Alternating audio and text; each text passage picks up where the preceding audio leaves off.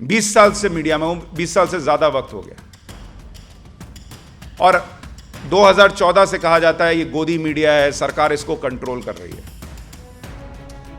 मैं आपको चैलेंज देता हूं, कोई दिखा दे कि जब इस सरकार की मैंने आलोचना की, एक फोन घनघनाया हो कि आपने ऐसा क्यों कर दिया। एक फोन, अभी मोरबी में ब्रिज गिरा, हमने सवाल पूछे बीजेपी की सरकार से, एक फोन नहीं आया बॉस। और मैं उस दौर में रह चुका हूं, पत्रकारिता कर चुका हूं, जहां एक चैनल को सिर्फ यह दिखाना था कि इस सरकार के अंदर कौन सा मंत्री कैसा परफॉर्म कर रहा है, उसकी रेटिंग देनी थी। प्राइम मिनिस्टर ने फोन करके कहा कि आपकी हिम्मत कैसे हुई मेरे मंत्रियों को रेट करने की, और वो चैनल ने वो शो नहीं दिखाया। और वो लोग आज खड़े होकर हमें कहते हैं कि हम गोदी मीडिया हैं। 2014 के बाद बतौर पत्रकार मैं आपको बता रहा हूं, मैंने ये महसूस किया कि आज जो चीजें हो रही हैं उसमें राष्ट्र प्रथम नजर आता है। जब आप ये कहते हैं कि 370 हटेगा तो हटेगा, और वो हट जाता है,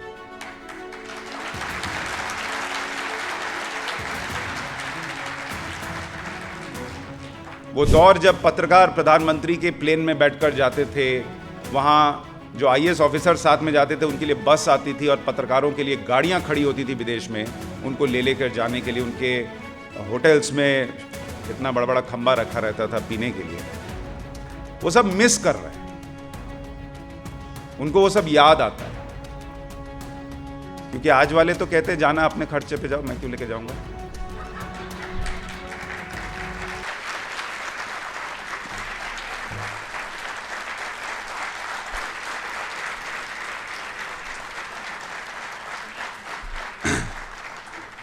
बहुत बहुत धन्यवाद इतनी तालियों के लिए। और इससे मैं उम्मीद कर रहा हूं कि बहुत सारे पाठशाला के स्टूडेंट यहाँ हैं।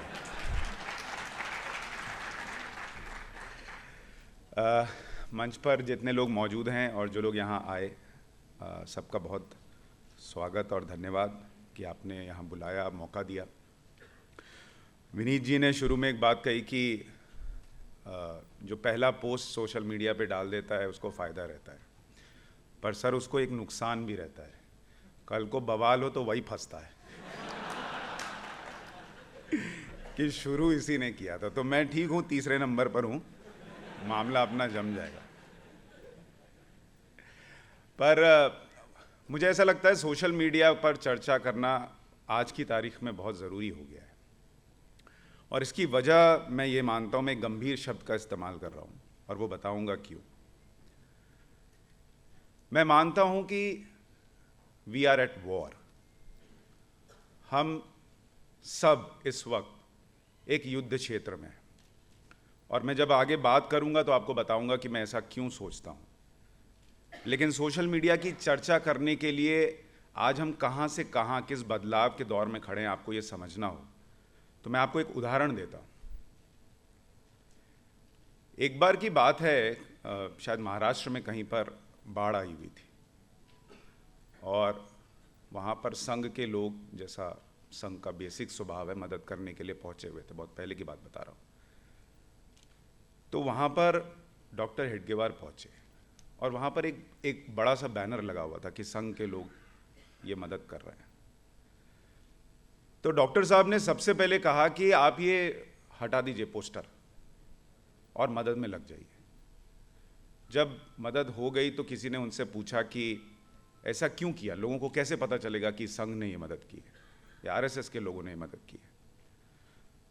तो डॉक्टर साहब ने कहा कि ये ज़रूरी नहीं है पता लगना कि किसने मदद की है, ज़रूरी ये है कि लोगों के अंदर ये भाव ना आ जाए कि अगली बार कोई ऐसी घटना होगी तो संघ हमारी मदद के लिए आएगा और बाकी लोग बैठे रहे।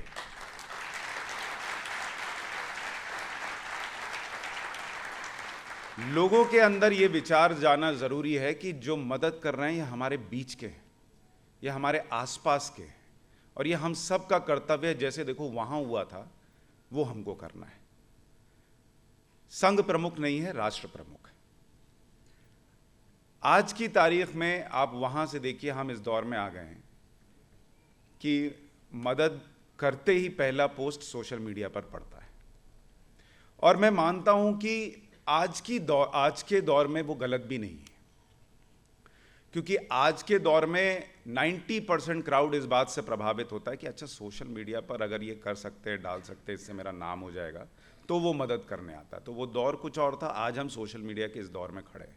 सोशल मीडिया का ये प्रभाव है जो समाज पर पड़ रहा है। और जब मैं कहता हूं कि बदलाव हो रहा है और हम एक युद्ध क्षेत्र में खड़े हैं, वो बदलाव बहुत सारे लोगों को पसंद नहीं आ रहा। वो बदलाव देश के अंदर धीरे धीरे जो महसूस किया जा रहा है, वो वही है जो इस कार्यक्रम में आपने कहा कि राष्ट्र के बारे में सोचने वाले लोगों को हमने यहां आमंत्रित किया है। राष्ट्र प्रथम, ये बदलाव राष्ट्र प्रथम का है।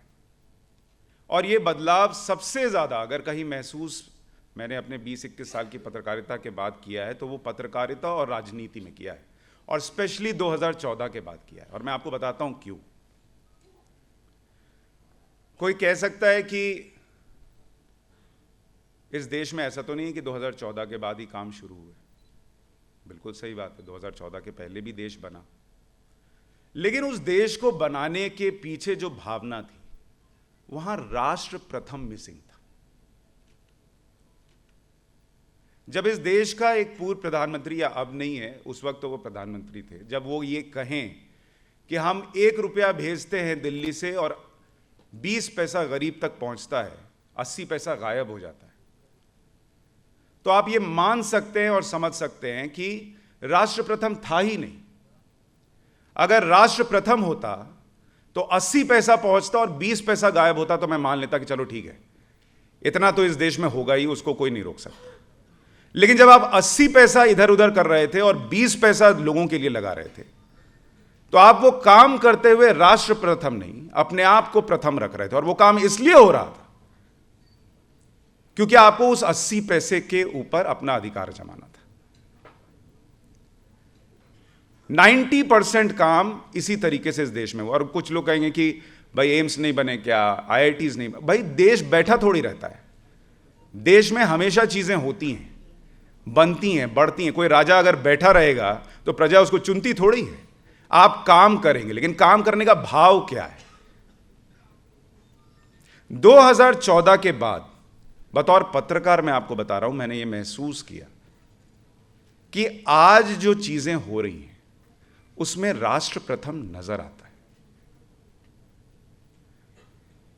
जब आप ये कहते हैं कि 370 हटेगा तो हटेगा, और वो हट जाता है,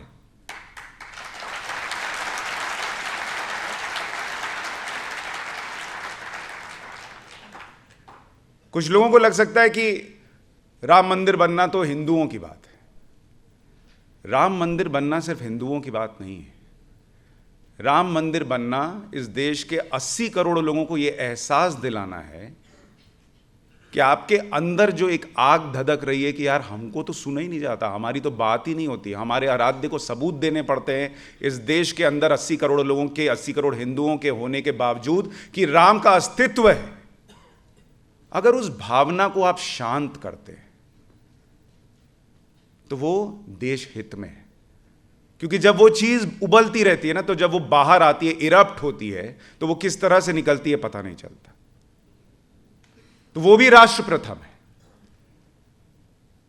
जब आप कोरोना के वक्त कहते हैं कि 80 करोड़ लोगों को राशन दिया जाएगा, जिस वक्त वो अंग्रेज जिन्होंने हम पर 300 साल राज किया, उनके यहां लोग एक टाइम का खाना छोड़ रहे हैं, एक टाइम का डाइट वो छोड़ रहे हैं क्योंकि उनके पास पैसा नहीं है। उस वक्त हमारे देश में 80 करोड़ लोगों को अगर राशन मिल रहा है तो वो राष्ट्र प्रथम है। और राष्ट्र प्रथम इसलिए कह रहा हूं क्योंकि वो ये देख के नहीं मिल रहा कि यहां मेरी सरकार नहीं है। वो ये देख के नहीं मिल रहा कि ये तो वामपंथी सोच को समर्थन करने वाले हैं। वो ये देख के नहीं मिल रहा कि ये तो मुसलमान है, ये मुझे वोट नहीं करेगा। वो मिल रहा है। और ऐसे अनगिनत उदाहरण हैं जो मैं आपको दे सकता हूं। कभी ये आप लोगों का प्रधानमंत्री जी से मिलना हो तो शायद कभी आपको पता चले। मैं एक बार गया उनसे मिलने, तो आपने देखा होगा प्रधानमंत्री जब किसी से मिलते हैं तो अमूमन 2 सोफे लगे होते हैं और पीछे एक मोर जैसा वो पेंटिंग ट्री जैसा कुछ है वो लगा रहता है। तो बहुत सारे लोगों को लगता होगा कि प्रधानमंत्री के घर में वो जगह है जहां उन्होंने मिलने के लिए रखी होगी। वो जगह दरअसल प्रधानमंत्री के घर में जो उनका दफ्तर है वहीं मौजूद है। मतलब अगर मैं उस जगह को बताऊं कि मैं यहां पे खड़ा हूं और यहां पर वो जगह है जहां पर वो 2 सोफे लगे हैं, तो उससे बस आप मान के चलिए कि उस कोने में प्रधानमंत्री का बड़ी सी मेज है, उनका कंप्यूटर लगा हुआ है और वो वहां पर बैठकर काम करते हैं और वहां पर उनकी मीटिंग्स होती हैं। तो प्रधानमंत्री वहां पर उन लोगों से इसलिए मिलते हैं कि वक्त बच सके। जितनी देर वो गेस्ट आएगा, उनको लेकर आएंगे, प्रोटोकॉल होगा, सब कुछ होगा, उतनी देर वो वहां उस मेज पर बैठ के काम करते हैं। वो मिलते हैं, जो भी चर्चा होती है वो जाते हैं बैक टू मेज। ये इस देश में बदला है। और मैं आपको इसलिए बता रहा हूं, आप में से बहुत सारे लोगों को पता नहीं होगा, शायद जिनको पता वो समझ जाएंगे मैं किन की बात कर रहा हूं। इस देश में प्रधानमंत्री दिन में 2-2 बजे भी सोकर उठने वाले रहे हैं। 2-2 बजे सोकर उठने वाले रहे। कहा जाता है इस देश के अंदर कि मीडिया को कंट्रोल किया जाता है। मैंने 5 साल ऐसे चैनल में काम किया, नाम तो नहीं लूंगा पर आप लोग समझ जाएंगे मैं क्यों कह रहा हूं वी आर एट वॉर। क्योंकि यहां लड़ाई जो है ना, जिन लोगों को यह पसंद नहीं आ रहा कि राष्ट्र प्रथम कैसे चल रहा है, वो 80 पैसा जो आता था और सब में बंटता था, वो अब आ नहीं रहा है। वो दौर जब पत्रकार प्रधानमंत्री के प्लेन में बैठकर जाते थे, वहाँ जो IAS ऑफिसर साथ में जाते थे उनके लिए बस आती थी और पत्रकारों के लिए गाड़ियाँ खड़ी होती थी विदेश में, उनको ले लेकर जाने के लिए। उनके होटल्स में इतना बड़ा बड़ा खंबा रखा रहता था पीने के लिए। वो सब मिस कर रहे हैं, उनको वो सब याद आता है। क्योंकि आज वाले तो कहते हैं जाना अपने खर्चे पे जाओ, मैं क्यों लेके जाऊंगा। तो वो उनको पसंद नहीं आ रहा, तो दिक्कत है। फिर इधर उधर से जो आता था वो भी बंद हो गया। मंत्री कौन बनेगा नहीं बनेगा वो डिसाइड होता था। पत्रकारों का बड़ा अहम रोल था सरकार के अंदर, देश के अंदर नहीं। अब देश के अंदर जो बोलते हैं, देश के लिए जो बोलते हैं, उनका प्रभाव है, ये उनको पसंद नहीं आ रहा। ये पत्रकारिता में चेंज आया।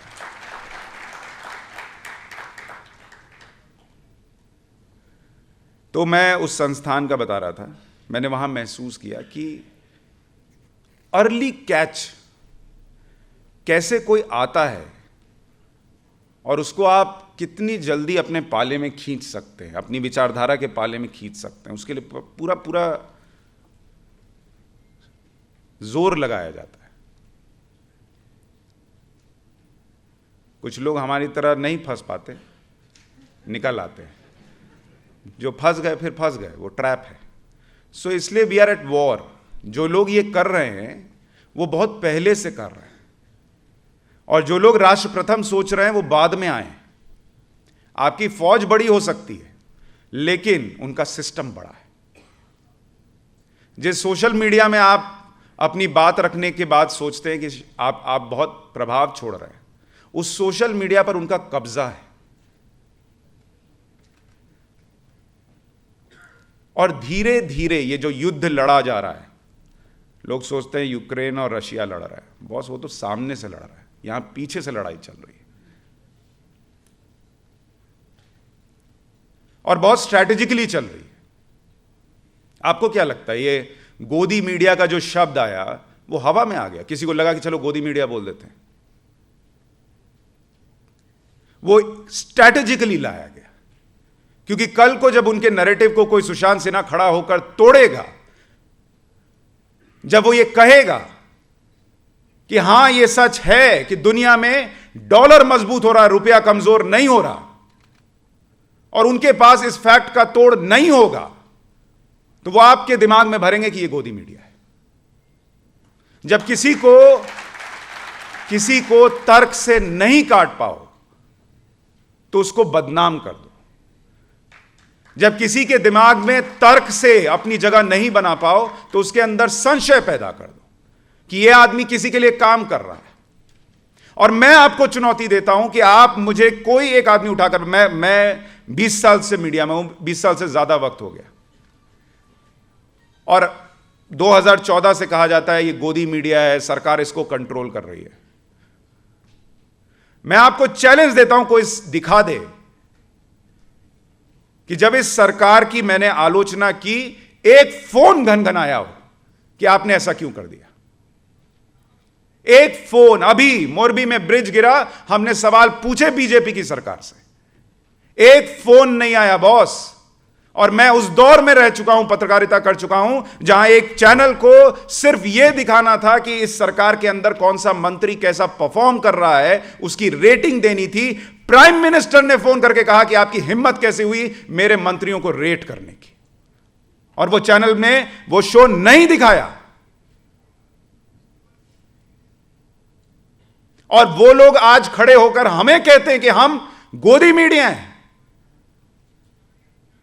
This is why we are at war.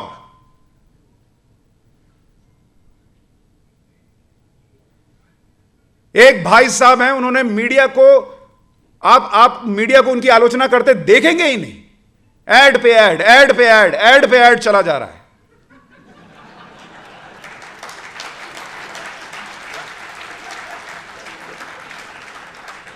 और कहा जा रहा है कि हिटलर कोई और है।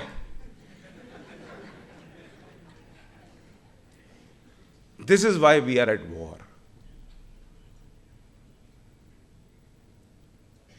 आप सोचिए, ब्रिटेन में 4 महीने के अंदर 3 प्रधानमंत्री बदल गए। इजराइल में 5 चुनाव हो चुके हैं।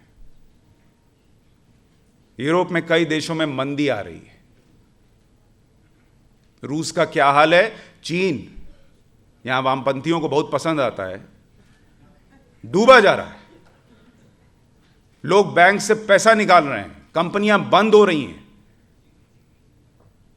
वहां हमारी तरह बोलने के लिए लोग तो है नहीं, वहां का मीडिया स्वतंत्र तो है नहीं जो आपको दिखाएगा। कुछ चीजें जो हम लोग दिखा देते हैं वो चीज सामने आ जाती है, नहीं तो नहीं आएगी। उस दौर में कुछ लोगों को अपने हिसाब से सरकार चले सिर्फ ये चाहिए, और इसलिए वो सोशल मीडिया का इस्तेमाल करते हैं, न्यूज चैनल्स का इस्तेमाल करते हैं, प्रिंट मीडिया का इस्तेमाल करते हैं।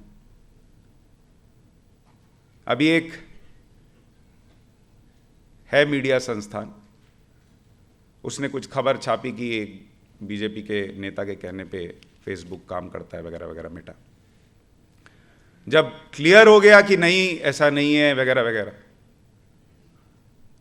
तो उठा के एक पत्रकार पे डाल दिया कि इसी ने दिया था। अरे इसने दिया था, तुम क्या कर रहे थे? तुमको एडिटर किसने बनाया? फिर इसने दे दिया, तुमने छाप दिया, और जब छापा तो बाई लाइन अपनी ले ली।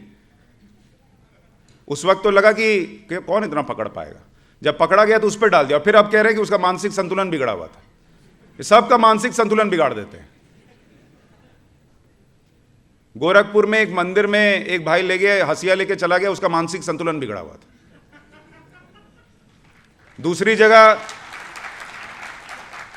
घटना हो गई, उसका मानसिक संतुलन बिगड़ा हुआ था। मुझे ये नहीं समझ आता, इनका मानसिक संतुलन बिगड़ा रहता है लेकिन इनको पता है हमला कहां करना है, वहां दिमाग का तार जुड़ा रहता है, बाकी जगह के लिए मानसिक संतुलन गड़बड़ाया रहता है। तो इसलिए मैं कह रहा हूं कि ये चीजें बहुत स्ट्रैटेजिकली चल रही हैं।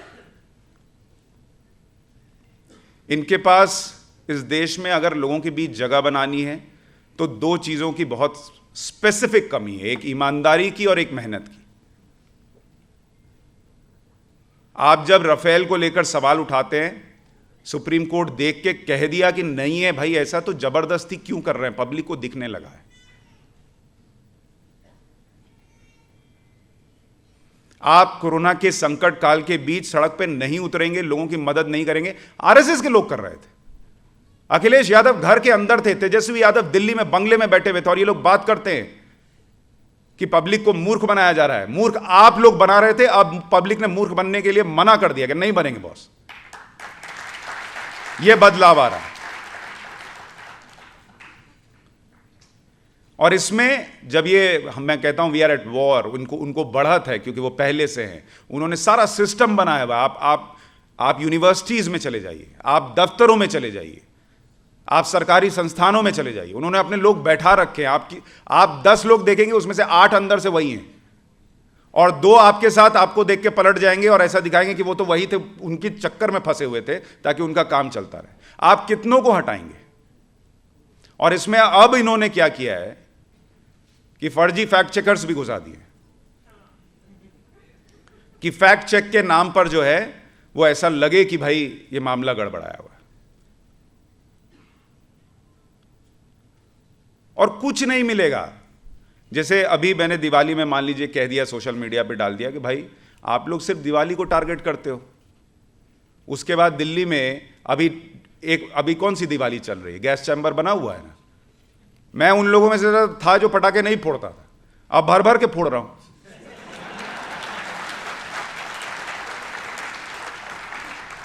क्यों भाई? एक दिन तुम फोड़ने से रोक, मैं कह रहा हूं तुम साल भर बढ़िया रखते, और एक दिन गड़बड़ होती तो मैं कहता चलो ठीक है मेरी वजह से हो रहा, मैं नहीं फोड़ूं। तुम मुझे 3 महीने गैस चैम्बर में डालोगे और एक दिन दिवाली के लिए कहोगे कि भाई ये इसी से सब हो रहा है, तो वो नहीं बर्दाश्त करती है आज की पब्लिक। लेकिन आप देखिए ये सोशल मीडिया पर माहौल कैसे बनाया जाता है। दिवाली दिवाली दिवाली आ गई, ऐसा हो गया, दिवाली आ गई वैसा हो गया, उसके बाद सब गायब हो जाएगी।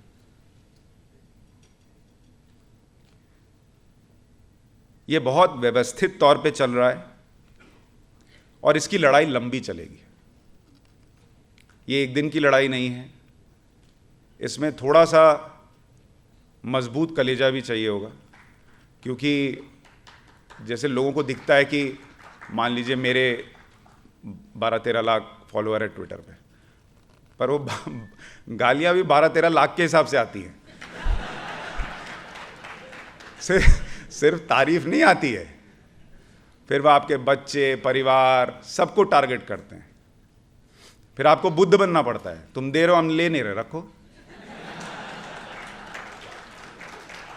तो सोशल मीडिया पे कलेजा भी मजबूत चाहिए होता है, फौजी टाइप, अपने भाई जैसा।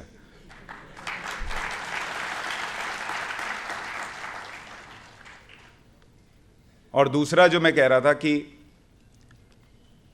मेहनत, एक मैंने ईमानदारी की बात की थी, दूसरा मैंने मेहनत की बात की थी कि चूंकि ये लोग मेहनत नहीं कर पाते, सारी मेहनत ये लोग सोशल मीडिया पे डाल देते हैं कि वहाँ हम ट्रेंड कर जाएं, वहाँ चीज़ें हो जाएं। सोशल मीडिया प्रभाव छोड़ता है, लेकिन जो विनीत जी ने आखिर में बात कही थी कि वही सब कुछ कर रहा है, ऐसा भी नहीं। क्योंकि जब आपको शौचालय मिलेगा तो सोशल मीडिया से थोड़ी पता चलता है, आपके घर में दिखता है ना जब रोज़ जाते हैं।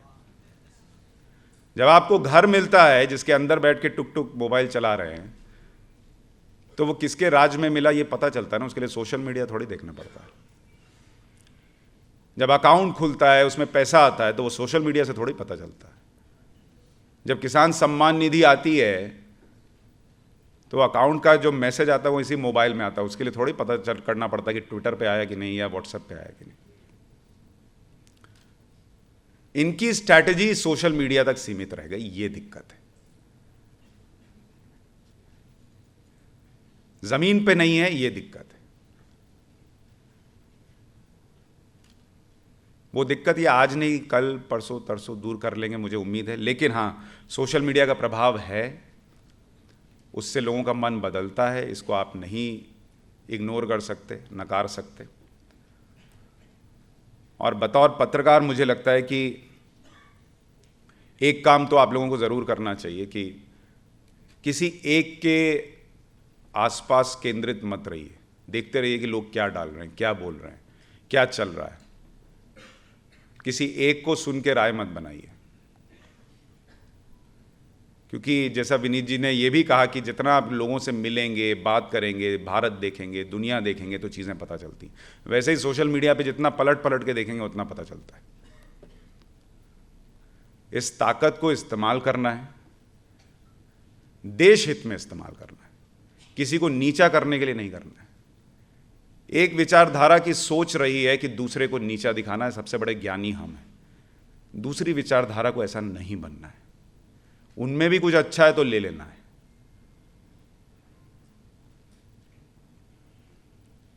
क्योंकि अच्छा सिर्फ एक तरफ हो, ये तो हो ही नहीं सकता।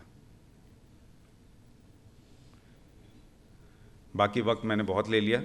आखिर में जाते जाते कहूँगा कि सोशल मीडिया पे आप लोग जो भी पोस्ट करें, रात में पाठशाला ज़रूर देखिए।